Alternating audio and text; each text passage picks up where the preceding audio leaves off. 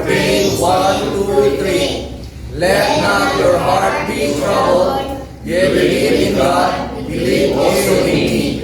In my Father's house are many mansions. If it were not so, I would have told you, I go to prepare a place for you. And if I go and prepare a place for you, I will come again and receive you unto myself, that where I am, there you may be also. Amen. Praise the Lord. Amen.